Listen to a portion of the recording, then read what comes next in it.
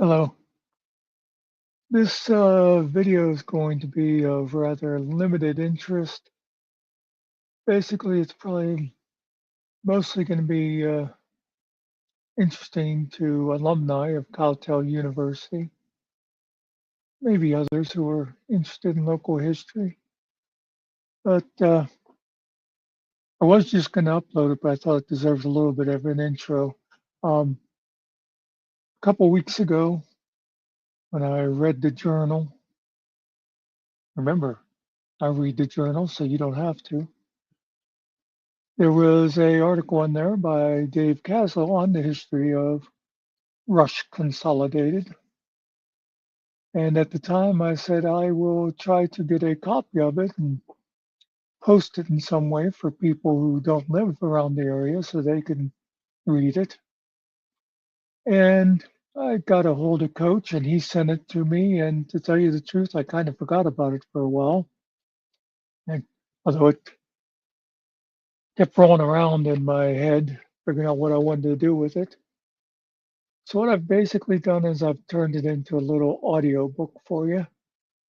And the thing you'll notice, I used an AI voice because I wasn't going to sit here and read the thing to people.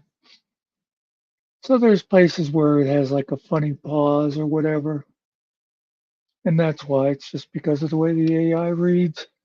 But I think it is still, you'll be able to have no trouble following it. And my thanks to Coach for sending the full story to me so I could share it out more. And here it comes. Rush Consolidated School History, 1925 to 1991, celebrating at 100 years, by David Caslow.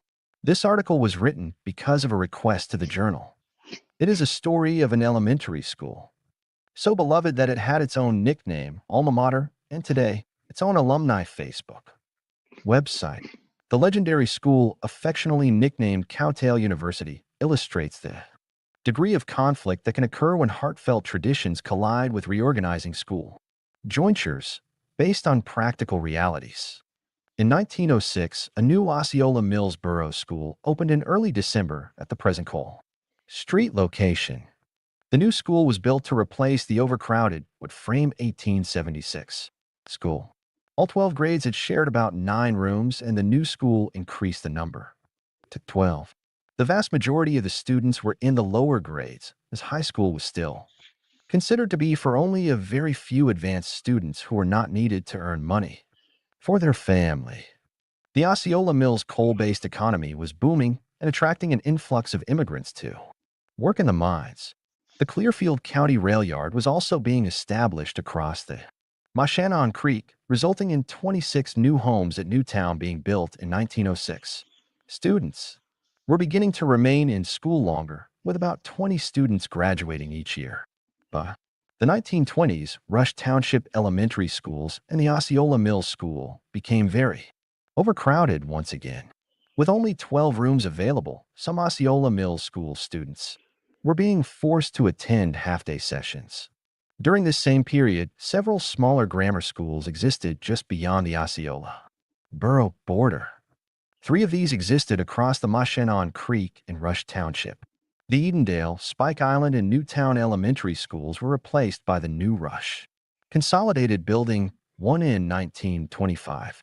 Students in grades 1 to 8 had easy access to the new building, except for the Spike Island students needed to negotiate a swinging bridge over Trout Run.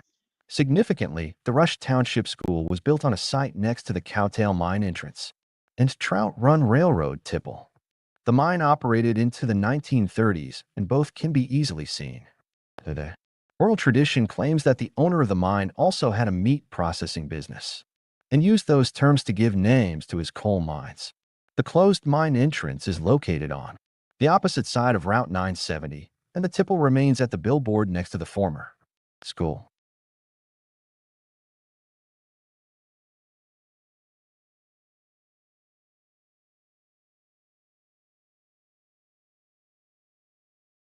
During the 1936 to 37 school year, the Rush Consolidated School had 8 grades, and the teachers were Catherine Hefferon, Grade 1, Edith Hayes, Grade 2, Louise Jackson, Grade 3, Teresa Ricketts, Grade 4, Mary Riley, Grade 5, Bernice Gack, Grade 6, Violet Hyder, Grade 7, and Nellie Hughes, Grade 8. The supervising principal was Mary L. Carlin, and the enrollment was 354. The principal and all of the teachers were unmarried. This was mandatory by the Osceola Mills School Board until a 1940 lawsuit brought by school librarian Mary Woomer. Reeser was finally won at the Pennsylvania State Supreme Court. Overcrowding and the desire to eliminate one-room schools caused significant reorganization to occur in August 1950 when a partial jointure agreement between Osceola Borough, Rush Township Consolidated School, and the southern part of Decatur Township, Beavertown, Scotch Hollow, Coal Run, Frenchtown, Stumptown, Ashland, Parsonville, Ohio, and Wallace schools directed all 7th and 8th grade students and one section of 5th and 6th graders to attend Rush Consolidated School with taxpayer-based tuition. The plan also included the addition of first-ever cafeteria and industrial arts facilities. In the 1959 to 60 school year, the Sandy Ridge School was closed and all of its students were transferred to Rush Consolidated. By the late 1970s, the aging Rush Consolidated building was requiring numerous repairs to meet school building code regulations. Administrative considerations to close the school brought reactions fueled by intense school pride.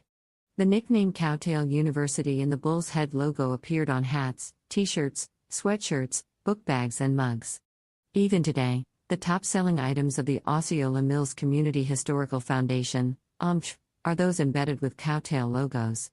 Memories of the nearby cows owned by Jim Tatum Rice grazing nearby entrenched the iconic Cowtail image into community minds. It was during this time that music teacher Sylvia Bender combined with a few others to create a school song with references to cows and chickens. In February 1990, the Phillipsburg Osceola School Board discussed the possibility of reorganizing the PO school system. The primary reasons given were the aging 65-year-old Rush Consolidated building and a declining enrollment by approximately 1,000 students. Similar reorganization efforts had been defeated 3 times since 1959. The school board publicly announced 5 proposals, all involving the closing of Rush Consolidated and moving its 50 students to Osceola Mills Elementary. It was also proposed to move all 9th grade students to the high school and Osceola Mills 7th and 8th graders to the Phillipsburg Junior High building. Outrage erupted from the Osceola Mills community. A Save Our Schools (SOS) group bitterly fought the reorganization. Meetings and letters to newspapers occurred. Over 200 Osceola citizens attended a school board meeting and presented a 6th option, requesting that an addition be built onto the Osceola Mills Elementary/Junior High building. Rush Consolidated students moved to Osceola, and finally, all Osceola Mills Osceola Junior High students remain in Osceola. The PO School Board rendered a 7-to-1 vote in favor of reorganization. Osceola Mills Board member Mike Coach Coden opposed all reorganization efforts because of costs. On September 1, 1991, Rush Consolidated School was closed. All Rush students transferred to Osceola Elementary. All 7th and 8th grades were moved to the Phillipsburg Junior High and all 9th graders were moved to the senior high school. During late August 1991, newspapers published notice that the Rush Consolidated School and property was for sale by sealed bids. All Rush Consolidated equipment and supplies went on sale on November 1. The building and property were purchased by Charles F. Neerhoof. He named it the Old School Plaza, and 3 businesses were opened on March 31, 1992, Neerhoof Welding Company, Hope Art Sales and Service, and the Old School Gift Shop. Their existence was brief and the building sat vacant for 11 years until it was purchased by Steve Sidoric and converted it into apartments in 2023. In the aftermath, it is comforting knowing that 2 Universige SJLL exist in Center County. One provides many jobs for our local economy. The other has been preserved 100 years, and the noise of lively kickball games during recess continues to live in our minds as wonderful Harcourt memories.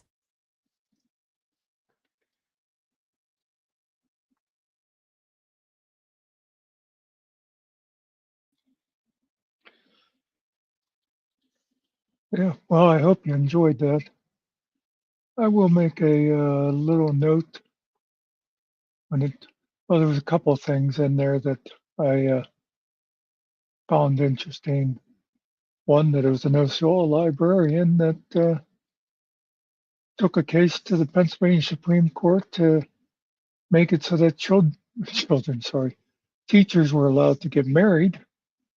And the other was talking about the SOS, Save Our Schools.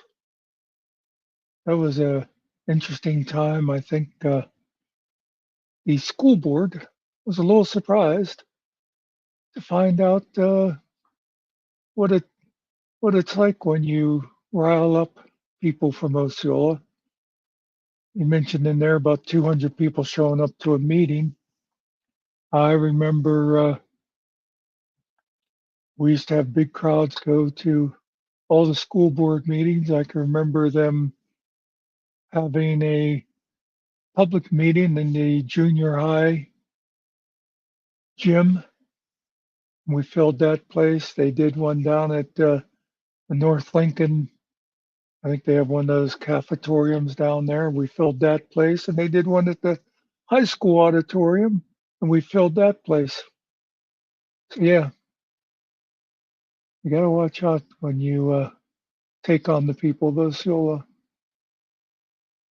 You come after the things we care about. We do fight back. Anyway, that's the Cowtail history. Hope you enjoyed it. I'm also probably going to be posting the text of it on my Osceola Facebook page. So see you later. Go Osceola. Eat 'em up, Osceola. And that's the way it is.